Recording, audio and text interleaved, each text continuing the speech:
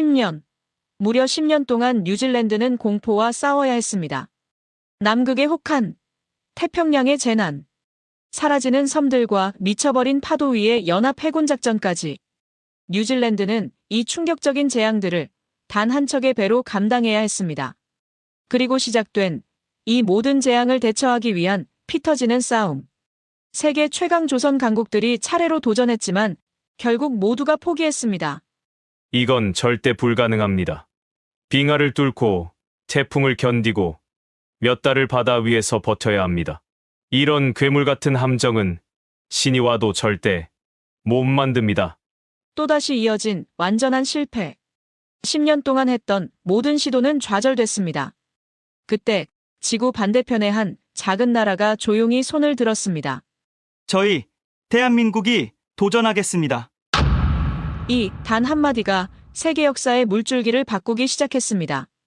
이제 대한민국 기술 앞에 전 세계가 숨을 죽이고 있습니다. 대체 무슨 일이 벌어진 걸까요? 그 전에 잠깐 1초 만에 누를 수 있는 좋아요 버튼을 꾹 눌러주시면 영상 제작에 아주 큰 힘이 됩니다. 그럼 바로 시작하겠습니다. 저는 데이비드 맥콜란입니다. 뉴질랜드 국방부에서 군수지원함 조달 프로젝트를 담당하고 있죠. 솔직히 말하면 이 일을 맡은 지 벌써 3년째였는데 정말 답답한 상황이었습니다. 뉴질랜드 해군이 필요로 했던 건 단순한 보급함이 아니었어요. 남극 해역까지 항해할 수 있는 내빙 성능, 태평양의 거친 파도를 견딜 수 있는 내구성, 그리고 장기간 자급자족이 가능한 최첨단 시설까지 갖춘 함정이었죠. 길이 173m, 폭 24m에 달하는 거대한 규모였고 뉴질랜드 해군 역사상 최대 크기의 함정이 될 예정이었습니다. 문제는 아무도 이런 함정을 만들 수 없다고 했다는 점이었어요. 처음엔 자신만만했죠. 세계 최고의 조선업체들이 줄을 서서 제안서를 내밀 거라고 생각했거든요. 하지만 현실은 달랐습니다. 첫 번째로 접촉한 독일 조선소에서는 남극 해역 운항은 위험 부담이 너무 크다며 손을 들었어요. 프랑스 업체는 기술적으로 가능하지만 비용이 예산의 3배는 들 것이라고 했습니다. 일본의 한 대형 조선소는 완성까지 최소 8년은 걸릴 것이라며 현실적이지 않다고 했죠. 가장 충격적이었던 건 영국 업체의 반응이었어요. 솔직히 말해서 당신들이 원하는 건 존재하지 않는 괴물 같은 함정입니다. 남극의 혹한을 견디면서도 태평양 전체를 누빌 수 있고 1만 톤의 연료와 각종 보급품을 실을 수 있는 함정이요? 이론적으로는 가능하겠지만 실제로 만들기엔. 그 순간 저는 깨달았습니다. 우리가 원하는 건 정말로 세계 어느 조선소도 시도해 본 적 없는 도전이었다는 걸요. 하지만 포기할 수는 없었어요. 뉴질랜드는 남극 연구기지 보급, 태평양 도서국가들의 재난 구호, 그리고 연합군 작전 지원까지 모든 걸 이 한 척으로 해결해야 했거든요. 밤늦게 사무실에 혼자 남아있을 때가 많았어요. 책상 위에는 거절 메일들이 쌓여갔죠. 기술적 한계, 예산 초과, 일정 지연 불가피. 똑같은 이유들이었습니다. 동료들도 걱정하기 시작했어요. 마크 윌슨 국방부 차관이 제 사무실로 찾아왔을 때의 일이 기억나네요. 데이비드, 혹시 요구사항을 조금 줄여볼까? 남극 운항 능력을 포기하거나 아니면 크기를 줄이든지. 안 됩니다, 차관님. 우리에겐 이 모든 기능이 필요해요. 뉴질랜드가 남태평양에서 제 역할을 하려면 타협할 수 없는 부분들입니다. 그럼 예산을 늘리는 것도 고려해봐야겠네. 돈의 문제가 아니에요. 아무도 만들 수 없다는 게 문제죠. 정말 막막했습니다. 세계 최고라는 조선업체들이 모두 포기한 프로젝트를 어떻게 해결해야 할지 갈피를 잡을 수 없었거든요. 그런데 그때 예상치 못한 곳에서 희망의 메시지가 도착했습니다. 어느 화요일 아침이었어요. 평소처럼 이메일을 확인하는데 제목이 눈에 띄었습니다. 뉴질랜드 해군 프로젝트 제안 현대중공업. 한국에서 온 메일이었죠. 솔직히 처음엔 별 기대 없었어요. 한국? 물론 자동차나 전자제품은 훌륭하게 만들지만 이런 복잡한 군함을 만들 수 있을까 싶었거든요. 하지만 메일 내용을 읽어보니 뭔가 달랐어요. 다른 업체들처럼 어렵다, 힘들다는 말이 없었거든요. 대신 도전해보겠습니다라는 자신감 넘치는 문구가 적혀 있었습니다. 현대중공업은 세계 어느 조선소도 시도하지 않은 프로젝트에 도전하는 것을 두려워하지 않습니다. 고객의 요구사항을 100% 충족하는 함정을 건조하겠습니다. 그 순간 가슴이 뛰기 시작했어요. 정말 혹시 이들이 해낼 수 있을까요? 저는 즉시 한국행 항공편을 예약했습니다. 마지막 희망일지도 모르는 이 기회를 놓칠 수는 없었거든요. 일주일 후, 저는 인천공항에 발을 디뎠습니다. 한국에 온 건 이번이 처음이었어요. 공항에서 나오자마자 느껴지는 활기찬 에너지가 인상적이었죠. 하지만 솔직히 말하면 여전히 반신반의했습니다. 과연 한국의 조선소가 세계 최고 업체들도 포기한 프로젝트를 해낼 수 있을까요? 울산으로 가는 KTX 안에서 창밖 풍경을 바라보며 생각에 잠겼어요. 지나가는 도시들마다 건설 크레인들이 하늘을 찌르고 있었고 새로운 건물들이 끊임없이 올라가고 있었습니다. 뭔가 역동적인 느낌이었죠. 울산역에 도착하자 현대중공업 직원들이 마중 나와 있었어요. 김민수 부장이라고 자신을 소개한 분이 유창한 영어로 말했습니다. 맥콜란 부장님, 멀리서 오시느라 수고하셨습니다. 저희 조선소를 직접 보시면 왜 현대중공업이 자신있게 제안했는지 이해하실 겁니다. 차를 타고 현대중공업으로 향하는 길, 김 부장은 계속 설명했어요. 저희는 지난 50년간 불가능이라고 여겨졌던 선박들을 계속 만들어 왔습니다. 세계 최초 20만 톤급 초대형 컨테이너선, 극지용 LNG선, 그리고 최근엔 세계에서 가장 큰 크루즈선까지 건조했죠. 하지만 이번 프로젝트는 차원이 다릅니다. 남극해역에서 운항할 수 있는 군함이에요. 민간 선박과는 요구사항이 완전히 다르죠.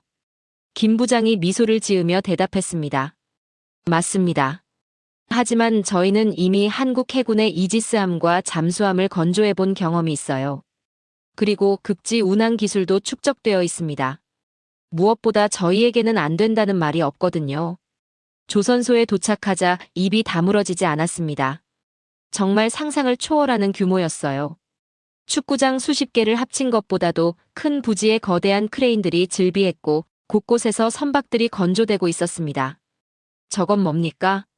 제가 가리킨 곳에는 거대한 선박이 한 척 있었어요. 아, 저건 카타르 해군용 LNG선입니다. 영하 162도의 극저온 액화천 연가스를 운반하는 선박이죠. 보시다시피 극한 조건에서 운항하는 선박 건조는 저희가 세계 최고 수준입니다. 견학이 계속되면서 점점 놀라게 됐어요. 로봇이 용접하는 자동화 라인, 0.1mm 오차까지 관리하는 정밀 가공 시설, 그리고 무엇보다 직원들의 자신감 넘치는 모습이 인상적이었습니다. 설계실에 들어서자 이정호 상무가 직접 나와서 맞아주었어요. 맥콜란 부장님 환영합니다. 저희가 준비한 초기 설계안을 보여드리겠습니다. 대형 스크린에 3D 설계도가 떠올랐어요. 정말 세밀했습니다. 함정의 모든 부분이 정확하게 계산되어 있었고 각 구역별 기능까지 자세히 표시되어 있었죠. 이 함정은 단순한 보급함이 아닙니다. 움직이는 해상기지라고 보시면 돼요. 남극해역에서도 운항 가능한 내빈 구조, 1만 톤의 연료 저장 능력, 그리고 다양한 보급품을 실을 수 있는 모듈식 설계가 특징입니다. 이정호 상무가 설명을 계속했어요. 가장 중요한 건 하이브리드 추진 시스템입니다. 평상시에는 전기 모터로 조용하고 효율적으로 운항하고 필요시에는 디젤 엔진으로 강력한 추진력을 얻을 수 있어요. 이렇게 하면 연료 효율성도 높이고 소음도 줄일 수 있습니다. 정말 놀랍네요. 하지만 가장 걱정되는 건 남극해역 운항 능력인데. 보여드리겠습니다. 스크린에 새로운 화면이 나타났어요. 함정이 얼음바다를 항해하는 시뮬레이션이었습니다. 선체 외부는 특수 강철로 제작됩니다. 두께 30mm의 내빈 강판을 사용해서 2m 두께의 얼음도 뚫고 갈 수 있어요. 그리고 선체 내부에는 이중 격벽을 설치해서 만약에 손상해도 안전성을 확보했습니다. 김현우 설계팀장이 추가 설명을 했어요. 또한 함정 내부 온도 조절 시스템도 특별히 설계했습니다. 영하 40도의 극한 추위에서도 함정 내부는 항상 적정 온도를 유지할 수 있어요. 승무원들의 안전과 장비 보호를 위해서죠. 정말 감탄스러웠어요. 다른 조선소들이 불가능하다고 했던 모든 요구사항들이 하나씩 해결되고 있었거든요. 그런데 건조 기간은 어느 정도 예상하시나요? 4년입니다. 다른 업체들이 8년 이상이라고 했던 것에 비하면 절반 수준이었어요. 어떻게 그게 가능하죠? 이정호 상무가 자신감 있게 대답했습니다. 저희는 블록 건조 방식을 사용합니다. 함정을 여러 개 블록으로 나누어 동시에 건조한 다음 마지막에 조립하는 거죠. 이렇게 하면 건조 시간을 대폭 단축할 수 있어요. 또한 각 블록별로 품질 검사를 철저히 하기 때문에 최종 품질도 보장됩니다. 하루 종일 조선소를 둘러보고 나니 확신이 들기 시작했어요. 이들은 정말로 해낼 수 있을 것 같았거든요. 하지만 아직 한 가지 궁금한 게 있었습니다. 마지막으로 한 가지만 묻겠습니다. 다른 업체들은 모두 위험하다며 포기했는데 왜 현대중공업은 이렇게 자신있게 도전하려고 하나요? 김민수 부장이 진지한 표정으로 말했습니다. 저희는 고객이 아니라 동료 해군을 위해 함정을 만든다고 생각합니다. 뉴질랜드는 6.25 전쟁 때 우리나라를 도와준 소중한 우방국이에요. 그때 받은 도움을 이제 저희가 갚을 차례라고 생각합니다. 그 말을 듣는 순간 가슴이 뭉클해졌어요. 이들에게는 단순한 비즈니스가 아니라 의미 있는 협력이었던 거죠. 그날 밤 호텔에서 뉴질랜드로 보낼 보고서를 작성했습니다. 현대중공업, 프로젝트 수행 가능. 적극 검토 요청이라고 썼어요. 처음으로 희망이 보이기 시작했거든요. 뉴질랜드로 돌아간 후 일주일이 지났습니다. 제 보고서를 본 상부에서는 반응이 엇갈렸어요. 해군 참모총장 데이비드 프록터는 긍정적이었지만 국방부 일부에서는 여전히 의구심을 표했습니다. 한국 업체라. 재정 담당 존 클라크 부차관이 회의실에서 말했어요. 물론 한국의 산업 발전은 인정하지만 이건 우리 해군 역사상 가장 중요한 프로젝트야. 정말 믿을 수 있을까? 저도 처음엔 같은 생각이었습니다. 제가 대답했어요. 하지만 직접 보고 나니 생각이 바뀌었습니다. 현대중공업의 기술력은 상상 이상이었어요. 하지만 말만으로는 설득이 어려웠습니다. 그래서 저는 제안했어요. 조사단을 구성해서 한국으로 보내면 어떨까요? 해군 기술진과 국방부 전문가들이 직접 확인해 보는 거죠. 한 달 후 8명으로 구성된 뉴질랜드 조사단이 울산에 도착했습니다. 저도 다시 동행했죠. 이번엔 정말 철저하게 검증하기로 했어요. 첫날부터 현대중공업의 대응은 달랐습니다. 숨길 게 전혀 없다는 듯이 모든 시설을 개방했어요. 심지어 다른 고객의 함정 건조 현장까지 보여주었습니다. 저건 인도네시아 해군용 잠수함입니다. 김민수 부장이 설명했어요. 214급 잠수함인데 독일 기술을 도입해서 한국에서 건조하고 있어요. 보시다시피 국제 공동 프로젝트 경험도 풍부합니다. 조사단의 해군 기술진 마이클 톰슨 중령이 질문했습니다. 용접 품질은 어떻게 보장하나요? 극지용 함정은 특히 용접 부위가 중요한데. 직접 보여드리겠습니다. 우리는 용접 시험장으로 이동했어요. 거기서 정말 놀라운 광경을 봤습니다. 로봇팔이 정교하게 움직이며 용접을 하고 있었는데 그 정밀함이 사람 손으로는 절대 불가능한 수준이었어요. 이 자동 용접 시스템은 저희가 독자 개발한 기술입니다. 기술팀장 박성진 이사가 설명했어요. 용접 부위의 온도, 속도, 압력을 실시간으로 조절해서 완벽한 용접선을 만들어냅니다. 극저온에서도 균열이 생기지 않는 품질을 보장해요. 실제로 용접된 강판을 액체 질소에 담그는 시험을 보여주었어요. 영하 196도의 극저온에서도 용접 부위에는 아무런 이상이 없었습니다. 톰슨 중령이 감탄하며 말했어요. 정말 놀랍네요. 이 정도 품질이면 남극 해역에서도 문제 없을 것 같은데요. 다음으로 방문한 곳은 설계센터였습니다. 수백 명의 엔지니어들이 최신 컴퓨터 시스템으로 작업하고 있었어요.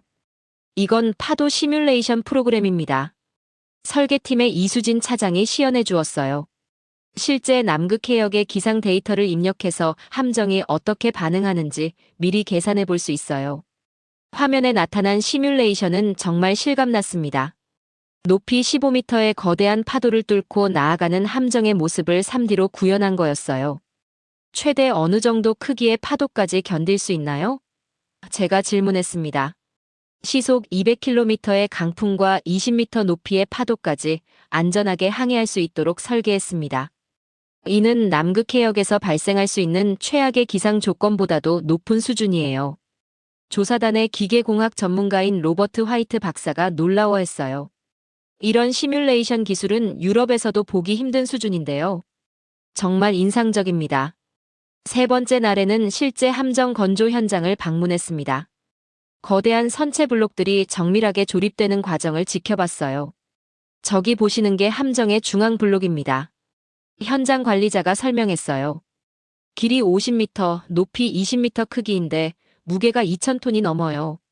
하지만 크레인으로 들어올릴 때 오차는 5cm 이내입니다. 정말 믿기 어려운 정밀도였어요. 축구장 절반 크기의 거대한 철덩어리를 5cm 오차로 조립한다는 게 가능한 일인가요? 어떻게 그런 정밀도가 가능하죠? 톰슨 중령이 물었습니다.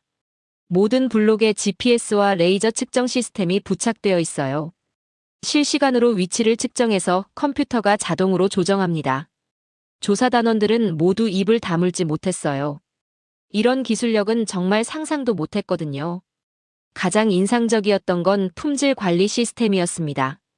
모든 작업 과정이 실시간으로 기록되고 문제가 발생하면 즉시 알람이 울리는 시스템이었어요. 이 시스템으로 함정의 모든 부품을 추적할 수 있습니다. 품질관리팀장 강태호 부장이 설명했어요. 나사 하나까지도 언제 누가 어디서 설치했는지 기록이 남아요. 만약 나중에 문제가 생기면 즉시 원인을 찾을 수 있죠. 마지막 날에는 이미 완성된 함정들을 둘러봤습니다. 한국 해군의 이지스함 세종대왕함을 직접 탑승해 볼 기회도 있었어요. 이 함정도 저희가 건조했습니다. 김민수 부장이 자랑스럽게 말했어요. 미국의 이지스 시스템과 유럽의 각종 장비들을 완벽하게 통합했어요. 국제 공동 프로젝트의 성공 사례죠. 함정 내부를 둘러보니 정말 최첨단이었어요. 모든 시설이 완벽하게 작동했고 승무원들의 만족도도 매우 높았습니다. 한국 해군 함장과의 면담에서 들은 이야기가 특히 기억에 남아요. 현대중공업은 단순히 함정을 만드는 게 아니라 우리와 함께 고민하고 개선해 나가는 파트너입니다. 설계 단계에서부터 승무원들의 의견을 적극 반영해 주었고 완성 후에도 지속적으로 업그레이드를 지원해 주고 있어요. 5일간의 조사를 마치고 뉴질랜드로 돌아가는 비행기 안에서 조사 단원들과 대화를 나누었습니다. 톰슨 중령이 말했어요. 솔직히 처음엔 반신반의했는데 이제는 확신합니다. 현대중공업은 우리가 원하는 함정을 완벽하게 만들 수 있어요. 화이트 박사도 동의했습니다. 기술 수준으로 보면 세계 최고예요. 특히 자동화 시스템과 품질 관리는 유럽이나 미국보다도 앞서 있다고 봅니다. 재정 담당 클라크 부차관마저도 생각이 바뀌었어요. 가격 대비 성능을 고려하면 최선의 선택인 것 같습니다. 다른 업체들보다 30% 저렴하면서도 품질은 오히려 더 좋으니까요. 뉴질랜드에 도착하자마자 긴급 회의가 소집되었습니다. 조사단의 만장일치 보고였어요. 현대중공업에 맡기는 것이 최선입니다. 하지만 아직 한 가지 큰 장벽이 남아 있었습니다. 정치적인 결정이었죠. 조사단의 긍정적인 보고에도 불구하고 정작 국방부 고위층과 정치권에서는 미묘한 반응이 나왔습니다. 기술적으로는 완벽하다고 인정하면서도 뭔가 다른 고민들이 있었던 거죠. 문제는 국방위원회 회의에서 터졌습니다. 야당 의원인 리처드 해리슨이 강하게 반발하고 나선 거예요. 한국 업체라고요? 정말 신중하게 생각해봐야 할 문제 아닌가요? 이건 단순한 상업적 거래가 아니라 국가 안보에 관련된 문제입니다. 국방장관 론 마크가 대답했습니다. 의원님, 조사단의 보고서를 보시면 기술적으로는 전혀 문제가 없다고. 기술이 문제가 아닙니다. 해리슨 의원이 목소리를 높였어요. 우리의 전통적인 동맹국들이 있잖아요. 영국, 미국, 호주. 왜 굳이 아시아 업체를 선택해야 하죠? 회의실 분위기가 무거워졌습니다. 사실 이런 반응은 예상했었어요. 뉴질랜드는 오랫동안 서구 중심의 군사 협력을 유지해왔거든요. 여당 의원인 제클린 딘이 반박했습니다. 하지만 의원님, 다른 업체들은 모두 포기했잖아요. 현실적으로 대안이 있나요? 있습니다. 해리슨 의원이 서류를 꺼내 들었어요. 영국의 BAE 시스템즈에서 새로운 제안이 왔어요. 기존 설계를 수정해서 가능할 것 같다고 하더군요. 저는 깜짝 놀랐어요. BAE 시스템즈는 이미 6개월 전에 불가능하다며 손을 들었던 업체였거든요. 회의 후 저는 급히 BAE 시스템즈의 새로운 제안서를 검토했습니다. 읽어보니 정말 실망스러웠어요. 원래 우리가 요구했던 사양의 70% 수준으로 대폭 축소된 내용이었거든요. 남극 운항 능력은 제한적으로, 적재 용량은 기존 요구의 60%로, 건조 기간은 7년으로 늘어나 있었어요. 게다가 가격은 현대중공업보다 50% 더 비쌌습니다. 이건 완전히 다른 함정이에요. 제가 국방장관에게 보고했습니다. 우리가 원했던 건 이게 아닙니다. 하지만 정치적 압력은 계속됐어요. 특히 언론에서 문제를 제기하기 시작했습니다. 헤럴드 신문의 데이비드 암스트롱 기자가 제게 전화를 걸어왔어요. 맥콜란 부장님, 한국 업체 선정과 관련해서 몇 가지 질문이 있는데요. 혹시 기존 동맹국들과의 관계를 고려하지 않으신 건가요? 기자님, 이건 순전히 기술적 판단입니다. 우리 해군이 필요로 하는 함정을 만들 수 있는 유일한 업체가 현대중공업이에요. 하지만 일각에서는 너무 성급한 결정이라는 지적도 있는데요. 정말 답답했어요. 3년 동안 세계 각국의 조선소를 다 뒤져봤는데 성급하다니요. 더 큰 문제는 유럽 자문단의 개입이었습니다. 영국에서 해군 조선 전문가라는 사람들이 와서 비공식 브리핑을 했어요. 그들의 메시지는 명확했습니다. 한국 업체는 아직 이런 수준의 프로젝트를 담당하기엔 경험이 부족합니다. 혹시 문제가 생기면 누가 책임질 건가요? 국방부 내부도 분열되기 시작했습니다. 기술진들은 현대중공업을 지지했지만 고위 관료들은 정치적 부담을 우려했어요. 부국방장관 피터 콜먼이 저를 개별 면담했을 때의 일이 기억나네요. 데이비드, 자네 경력도 생각해봐야 하지 않겠나? 만약 이 프로젝트가 실패하면 누가 책임질 것 같나? 부장관님, 실패할 이유가 없습니다. 현대중공업의 기술력은 검증됐어요. 기술력이 전부가 아니야. 정치적 리스크도 있고 국제관계도 고려해야 하고. 정말 힘든 시기였어요. 밤마다 잠을 이루지 못했습니다. 과연 제가 옳은 판단을 하고 있는 걸까요? 그런데 한국에서 뜻밖의 소식이 들려왔어요. 현대중공업에서 추가 제안을 보내온 거였습니다. 김민수 부장이 직접 전화를 걸어왔어요. 맥콜란 부장님, 뉴질랜드 쪽 상황이 어려운 걸로 알고 있습니다. 저희가 추가로 제안할 게 있어요. 어떤 제안이죠? 기술 전수와 공동 연구 개발 협력입니다. 함정 건조 과정에 뉴질랜드 엔지니어들을 참여시켜서 기술을 함께 습득할 수 있도록 하겠어요. 그리고 향후 유지 보수와 업그레이드도 뉴질랜드에서 할 수 있도록 지원하겠습니다. 이건 정말 파격적인 제안이었어요. 보통 조선소들은 기술을 철저히 비밀로 하거든요. 정말인가요?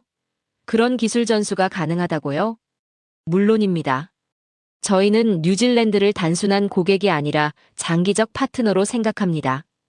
6.25 전쟁 때 도움을 받은 은혜를 잊지 않았어요. 이 소식을 보고받은 해군 참모총장 프록터가 흥미를 보였어요. 기술 전수까지 해준다고? 이건 정말 큰 기회인데. 우리 해군의 기술 수준도 한 단계 업그레이드 할 수 있겠어. 하지만 여전히 반대 목소리는 컸어요. 특히 호주에서 압력이 들어왔습니다.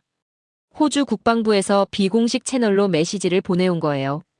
뉴질랜드가 한국 업체를 선택하면 ANGUS 동맹 내에서 장비 표준화에 문제가 생길 수 있다. 이런 압력들 속에서 저는 결정적인 순간을 맞았습니다. 국방장관이 최종 결정을 내리기 전에 제게 개인적인 의견을 물어온 거예요.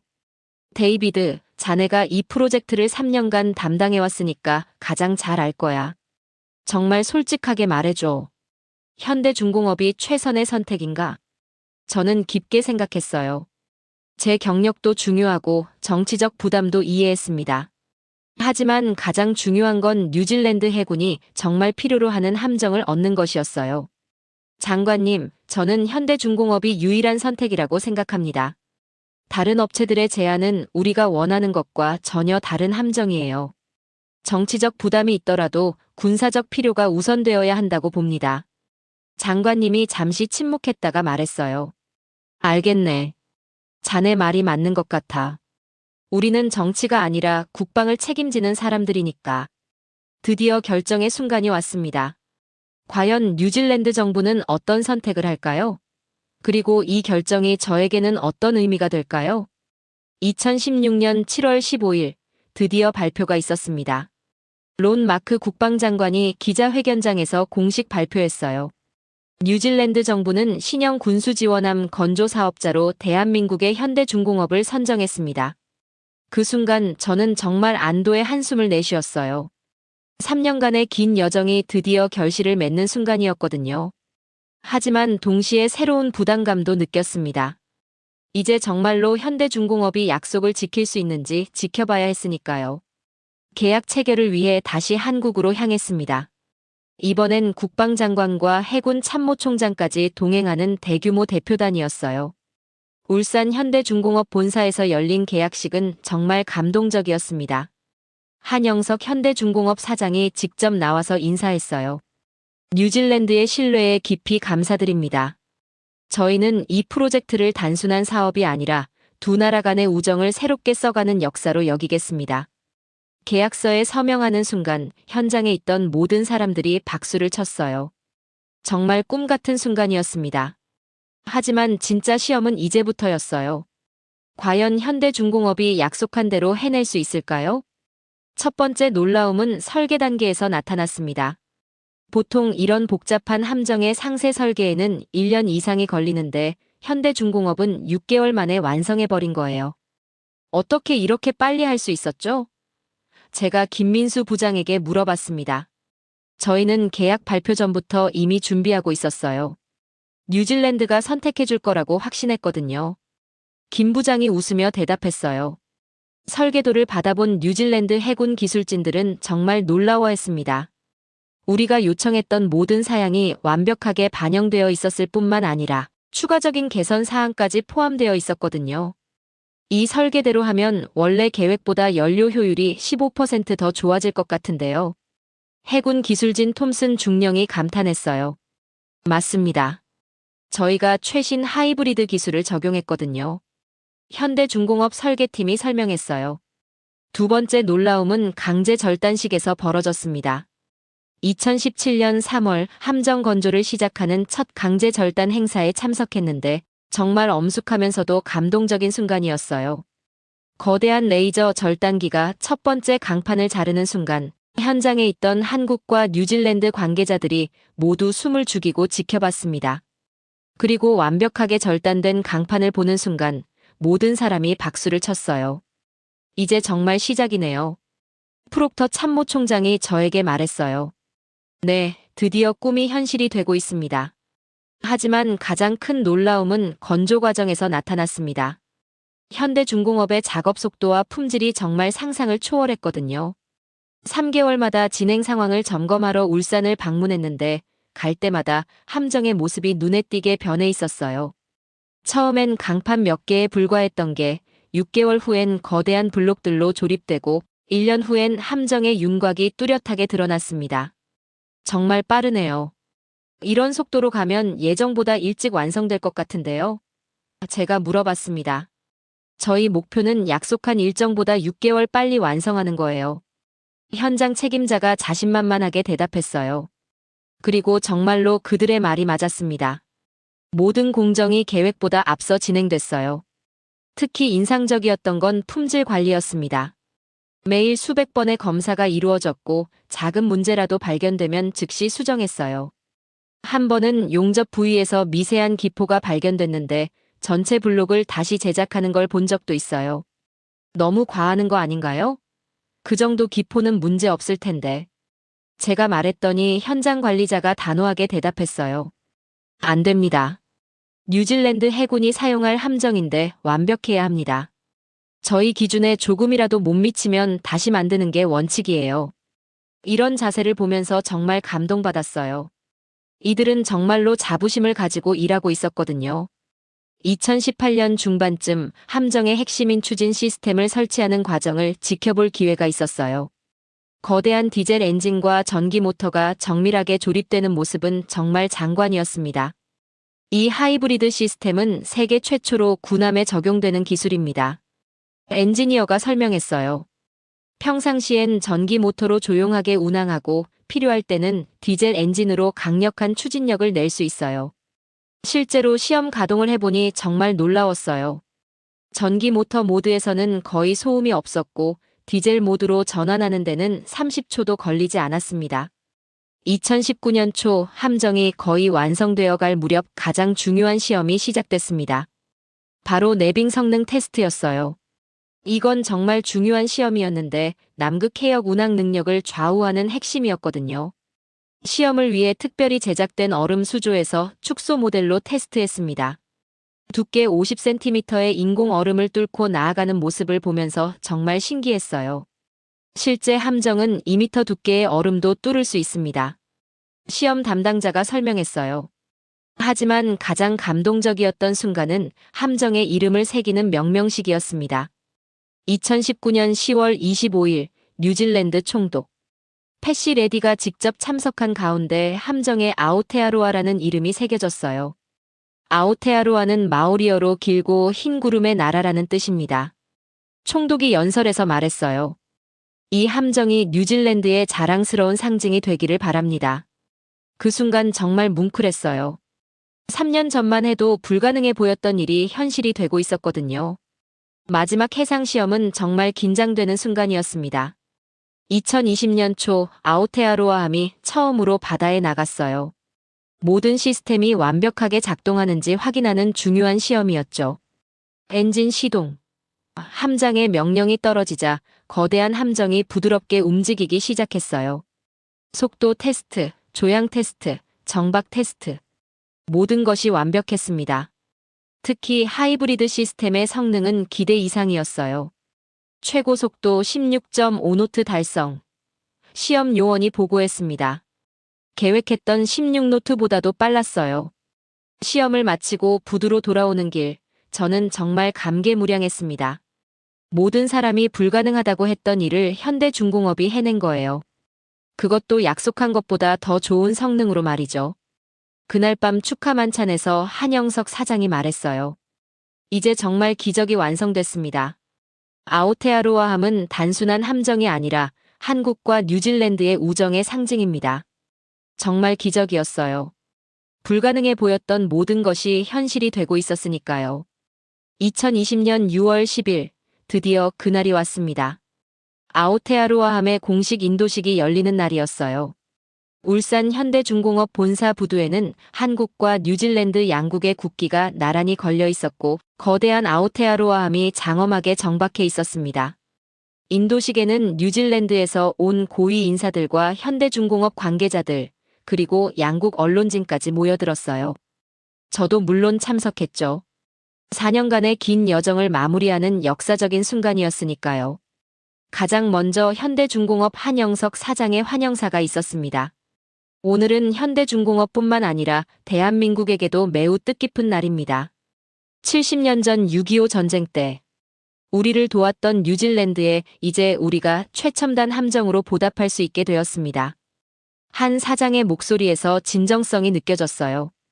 이것이 단순한 비즈니스가 아니라는 걸 모든 사람이 알 수 있었죠.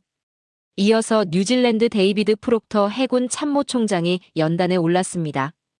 평소 냉정하고 엄격한 분으로 알려진 분인데 그날따라 표정이 남달랐어요. 저는 40년간 해군에 복무하면서 수많은 함정을 봐왔습니다. 프록터 총장이 말을 시작했어요. 하지만 아오테아로아함만큼 완벽한 함정은 본 적이 없습니다. 그러더니 갑자기 목소리가 떨리기 시작했어요. 이 함정은 단순히 뉴질랜드 해군의 새로운 전력이 아닙니다.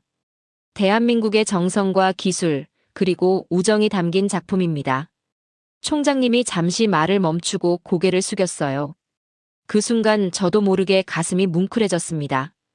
평생 군인으로 살아온 분이 이렇게 감정을 드러내는 모습을 보니까요. 저는 한국의 조선 기술자들에게 진심으로 감사드립니다. 여러분들이 만들어준 이 함정으로 뉴질랜드 해군은 새로운 역사를 써나갈 것입니다. 총장님이 연설을 마치자 현장에 있던 모든 사람들이 뜨거운 박수를 보냈어요. 한국 관계자들 중에도 눈물을 훔치는 분들이 있었습니다. 그런데 정말 감동적인 순간은 그 다음에 벌어졌어요. 뉴질랜드에서 온 해군 장병들이 갑자기 대형을 만들기 시작한 거예요. 뭘 하려는 거죠? 제가 옆에 있던 뉴질랜드 대사관 직원에게 물어봤습니다. 하카를 추려는 것 같네요. 그분이 대답했어요. 하카. 뉴질랜드 마오리족의 전통 전쟁 춤이었어요. 보통 럭비 경기 전에 상대방을 위압하기 위해 추는 춤인데 이번엔 의미가 달랐습니다. 20여 명의 뉴질랜드 해군 장병들이 아오테아로아함 앞에서 하카를 시작했어요. 하지만 이번 하카는 위협이 아니라 경의를 표하는 하카였습니다. 카마테, 카마테, 카오라, 카오라. 장병들의 우렁찬 구호가 울산 조선소에 울려 퍼졌어요. 마오리어로 죽음이다, 죽음이다. 삶이다, 삶이다. 라는 뜻이었죠. 하지만 그 순간에 하카는 감사하다, 고맙다. 는 의미로 들렸어요. 하카가 끝나자 현장은 완전히 숙연해졌습니다. 한국 관계자들은 물론이고 언론진들까지 모두 감동의 도가니에 빠졌어요. 이런 장면은 정말 상상도 못했거든요. 프록터 총장이 한영석 사장에게 다가가서 악수를 청했어요. 한국의 모든 분들께 뉴질랜드 해군의 최고 경의를 표합니다. 이 하카는 우리의 가장 깊은 감사를 의미합니다. 한 사장도 감동한 표정으로 대답했어요. 저희야말로 영광입니다. 뉴질랜드의 전통 예식을 이렇게 가까이서 볼 수 있어서요. 인도식의 하이라이트는 함정 승선 행사였어요. 뉴질랜드 고위 인사들과 함께 아오테아로아함에 직접 올라가서 내부를 둘러보는 시간이었죠. 함정에 발을 딛는 순간 정말 감개무량했어요. 4년 전 설계도로만 봤던 모든 것들이 현실이 되어 있었거든요. 브리지에 올라가서 함장석에 앉아봤어요. 거기서 바라본 바다는 정말 웅장했습니다. 이 함정이 앞으로 남극까지 항해하게 될 거라고 생각하니 가슴이 벅차올랐어요. 여기가 바로 함정의 두뇌 역할을 하는 통합 전술 상황실입니다. 현대중공업 기술진이 설명했어요. 모든 장비가 하나의 시스템으로 연결되어 있어서 효율적인 작전 수행이 가능합니다. 최신 레이더와 통신 장비들이 빼곡히 들어차 있었어요. 정말 첨단 기술의 집합체였습니다. 함정 내부를 둘러보면서 가장 인상적이었던 건 승무원 거주 공간이었어요. 생각보다 훨씬 쾌적하고 편안했거든요. 장기간 항해를 고려해서 승무원들의 편의시설에 특별히 신경 썼습니다. 설명을 듣고 보니 정말 세심한 배려가 곳곳에 느껴졌어요. 개인 침실, 휴게실, 체육관, 심지어 작은 도서관까지 있었습니다. 보급품 저장 구역도 구경했어요. 1만 톤의 연료와 각종 물자를 실을 수 있는 거대한 공간이었죠. 컨테이너 12개를 동시에 적재할 수 있는 시설도 인상적이었어요. 이 함정 하나로 남극 기지에 1년치 보급품을 한 번에 운송할 수 있습니다. 뉴질랜드 해군 관계자가 자랑스럽게 말했어요. 함정 견학을 마치고 부두로 내려와서 공식 인도 서류에 서명하는 순간이 드디어 왔습니다. 프록터 총장과 한영석 사장이 나란히 앉아서 문서에 서명했어요. 서명이 끝나자 아오테아로아함에서 기적이 울렸습니다. 뉴질랜드 국기가 함정 마스트에 당당하게 개양되었고 한국 해군의 군수 지원함 대청함이 환송 신호를 보냈어요. 그 순간 저는 정말 벅찬 감정에 휩싸였습니다. 4년 전 아무도 해낼 수 없다고 했던 일이 현실이 되었어요. 그것도 약속한 것보다 더 좋은 성능으로 말이죠. 인도식이 끝나고 오후에 열린 만찬에서 필립 터너 주한 뉴질랜드 대사가 감동적인 연설을 했어요. 오늘 저는 두 나라 간의 진정한 우정이 무엇인지 깨달았습니다. 한국은 단순히 함정을 만들어준 게 아니라 뉴질랜드의 꿈을 현실로 만들어주었습니다. 터너 대사도 목소리가 떨렸어요. 이 아름다운 함정을 통해 뉴질랜드는 남극 연구, 태평양 재난 구호, 그리고 국제 평화 유지에 더 큰 기여를 할 수 있게 되었습니다. 이 모든 것이 한국의 도움 덕분입니다. 만찬이 끝나고 아오테아로아함이 뉴질랜드를 향해 출항하는 모습을 지켜봤어요. 저녁 노을을 받으며 천천히 사라져가는 함정을 보면서 정말 뿌듯했습니다. 맥콜란 부장님, 정말 수고 많으셨습니다. 김민수 부장이 제 옆에 와서 말했어요. 저야말로 감사합니다. 한국의 기술력이 없었다면 이런 기적은 불가능했을 거예요. 그날 밤 호텔에서 가족들에게 영상통화로 그날의 감동을 전했어요. 아내와 아이들도 정말 기뻐했습니다. 아빠, 정말 자랑스러워. 딸 엠마가 말했어요. 4년간의 긴 여정이 드디어 끝났습니다. 하지만 이건 끝이 아니라 새로운 시작이었어요. 아오테아로아함이 앞으로 어떤 활약을 펼칠지 정말 기대됐거든요. 아오테아로아함이 뉴질랜드에 도착한 건 2020년 7월 중순이었습니다. 저도 함정을 맞이하기 위해 오클랜드 데번포트 해군기지로 갔어요. 함정이 항구의 모습을 드러내는 순간 정말 자랑스러웠습니다. 한국에서 본 것보다 더 웅장해 보였거든요. 첫 임무는 남극 스콧 기지 보급 작전이었어요. 뉴질랜드가 운영하는 남극 연구기지에 1년치 물자를 보급하는 중요한 임무였죠. 이전에는 여러 번에 나누어 운송해야 했는데 아오테아로아함은 한 번에 모든 물자를 실을 수 있었어요. 2020년 11월 드디어 첫 남극 항해가 시작됐습니다. 저도 승선해서 함정의 성능을 직접 확인해 볼 기회를 얻었어요. 정말 설레는 순간이었습니다. 오클랜드에서 남극까지는 약 2주간의 항해였어요. 처음 며칠은 비교적 잔잔한 바다였지만 남쪽으로 갈수록 파도가 거세졌습니다. 하지만 아오테아로아함은 전혀 흔들리지 않았어요. 이 정도 파도는 아무것도 아닙니다. 마크 허친슨 함장이 자신만만하게 말했어요. 설계상 20m 파도까지 견딜 수 있거든요. 항해 5일째, 드디어 첫 번째 얼음을 만났습니다. 수평선에 흰색 띠가 보이기 시작했어요. 이제부터가 진짜 시험이었습니다. 내빙 모드로 전환합니다. 함장의 명령이 떨어졌어요. 함정의 속도가 조금 줄어들었지만 거대한 얼음 덩어리들을 부드럽게 밀어내며 나아갔습니다. 정말 신기한 광경이었어요. 두께 1m가 넘는 얼음이 함정 앞에서 갈라지면서 길이 열렸거든요. 현대중공업이 정말 대단한 함정을 만들어줬네요. 허친슨 함장이 감탄했어요. 이런 성능의 쇠빙선은 극지 전문선도 쉽게 만들 수 없는데 말이죠. 남극 스콧 기지에 도착했을 때의 감동은 말로 표현할 수 없었어요. 기지 연구원들이 부두에 나와서 환영해 주었는데 모두들 정말 기뻐했습니다. 이제 겨울 동안 걱정 없겠네요. 스콧 기지 책임자 피터 베리 박사가 말했어요. 이렇게 많은 물자를 한 번에 가져온 건 처음이에요. 보급 작업도 놀라울 정도로 효율적이었어요.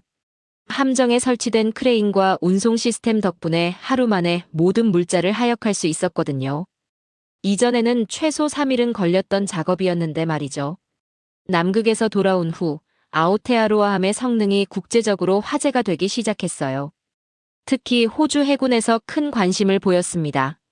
뉴질랜드가 정말 놀라운 함정을 얻었군요. 호주 해군 제독 마이클 나운이 오클랜드를 방문해서 말했어요.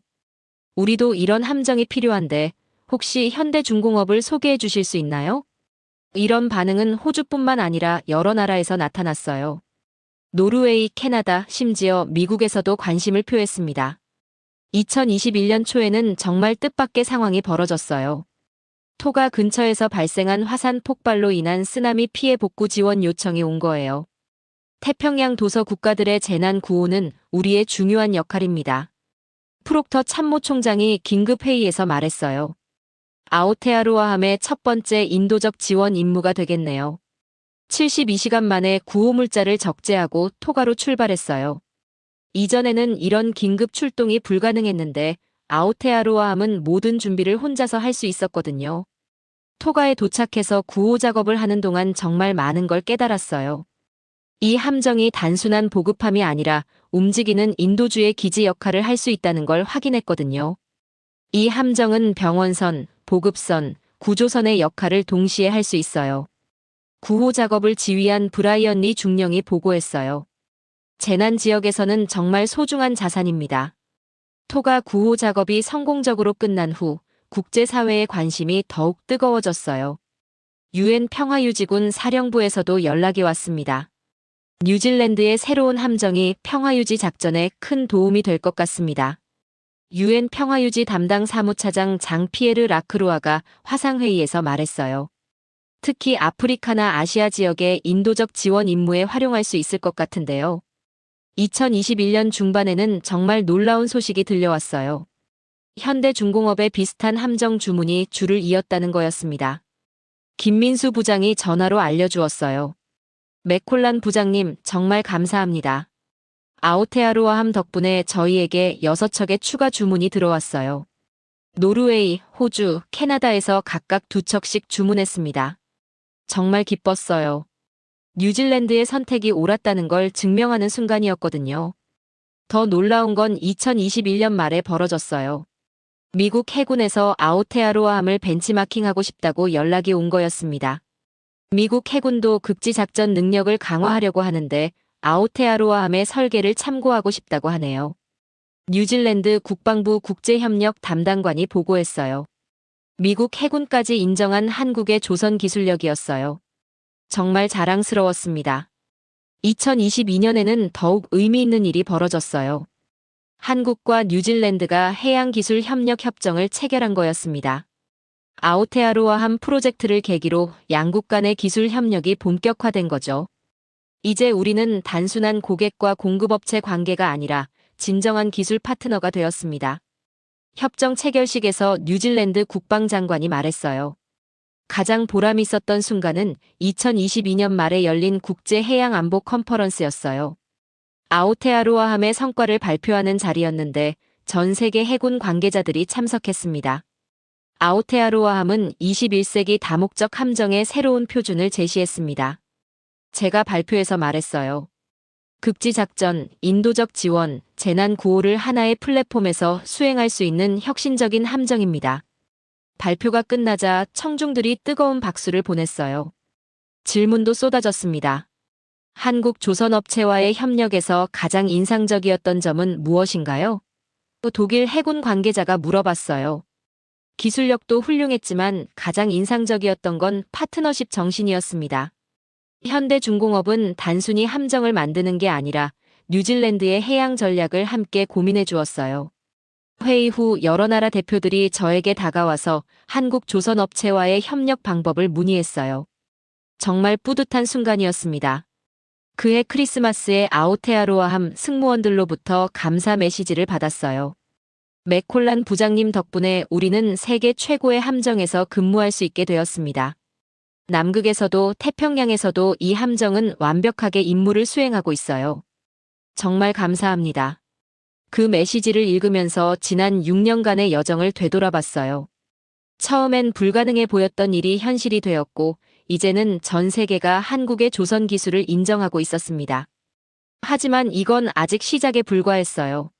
한국이 세계 해양 강국으로 우뚝 서는 더 큰 이야기가 기다리고 있었거든요. 2023년이 되면서 정말 놀라운 변화가 일어나기 시작했습니다. 아오테아로아함의 성공 이후 한국 조선업계에 전 세계의 주문이 쏟아져 들어온 거예요. 저도 이런 상황을 지켜보면서 정말 감격스러웠습니다. 그해 3월, 저는 서울에서 열린 한국, 뉴질랜드 해양산업 협력 포럼에 참석했어요.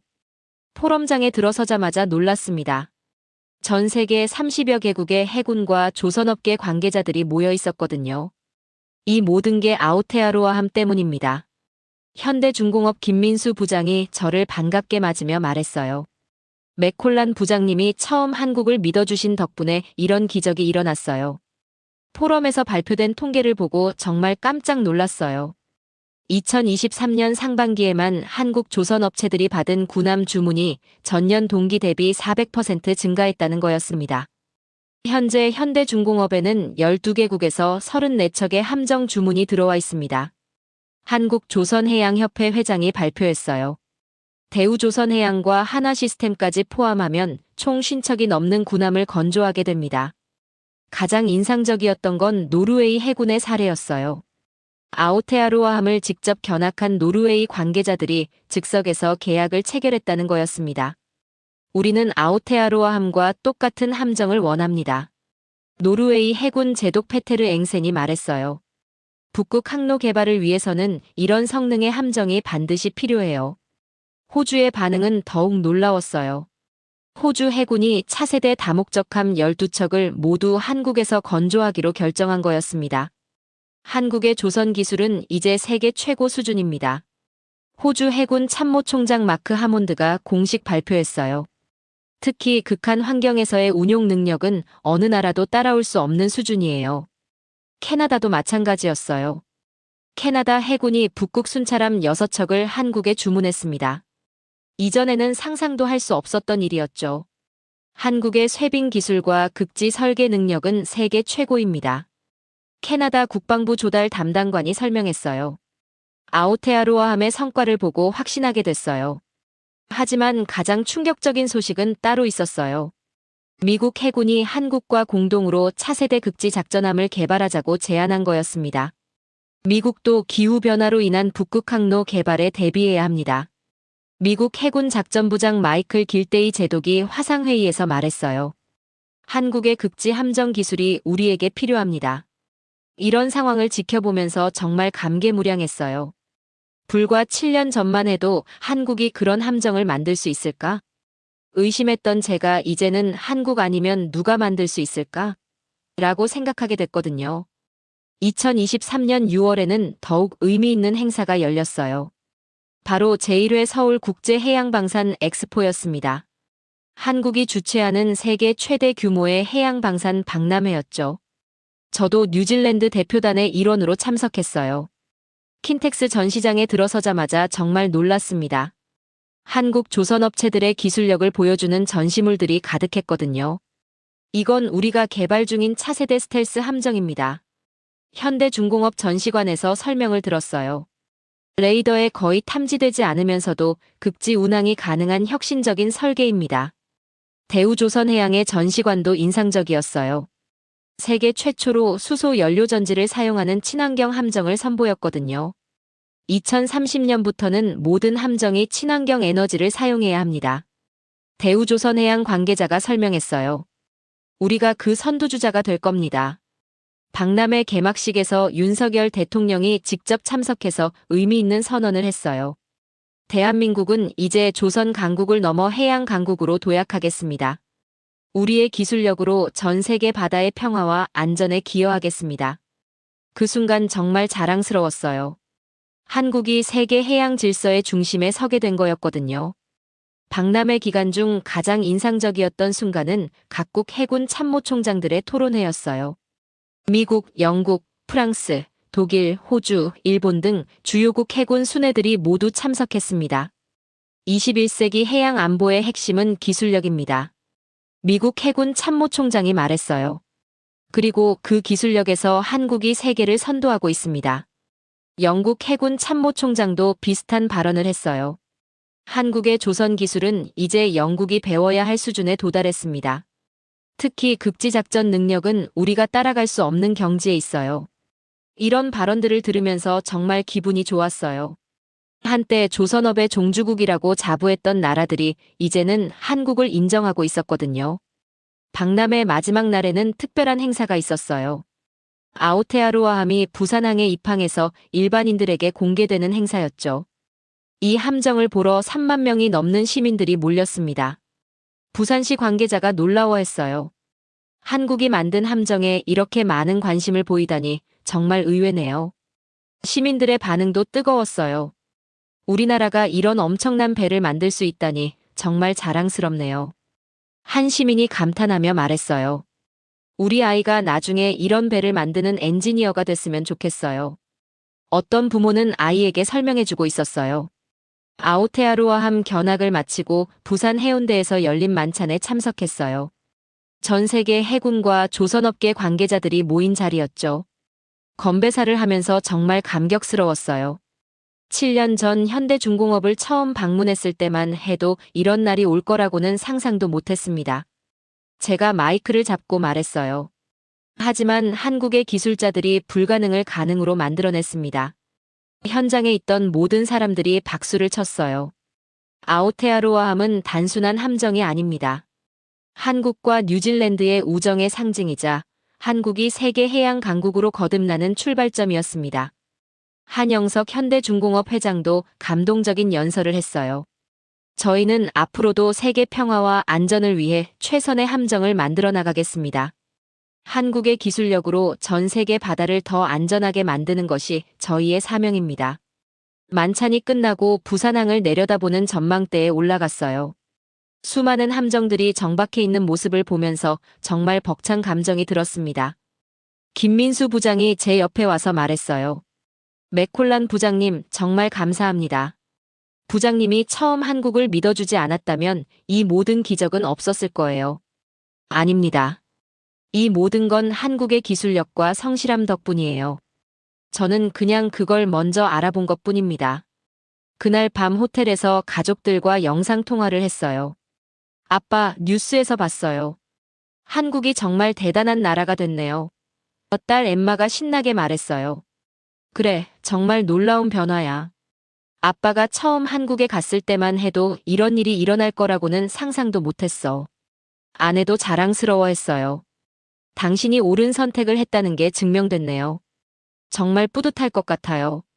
2024년 현재 한국은 명실상부한 세계 해양 강국이 되었습니다. 조선업 수주량 세계 1위는 물론이고 기술력에서도 세계를 선도하고 있어요. 특히 극지 함정과 친환경 함정 분야에서는 한국을 따라올 나라가 없습니다. 전 세계 해군이 한국의 기술을 배우려고 하고 있어요. 아오테아로아함으로 시작된 이 모든 변화를 지켜보면서 정말 감격스럽습니다. 한때 원조를 받았던 나라가 이제는 세계 최고의 기술 강국이 되었어요. 그리고 이 모든 것의 시작은 7년 전 울산에서 만난 한국인들의 해보겠습니다라는 한마디였습니다. 그들은 정말로 불가능을 가능으로 만들어냈어요. 지금 이 순간에도 한국의 조선소에서는 더 놀라운 함정들이 건조되고 있습니다. 한국의 기술력으로 만들어질 미래의 바다가 정말 기대됩니다. 대한민국, 정말 자랑스러운 해양 강국입니다. 오늘의 사연은 여기까지입니다. 구독과 좋아요는 영상 제작에 아주 큰 힘이 됩니다. 지금까지 감동테라스 저는 소희였습니다.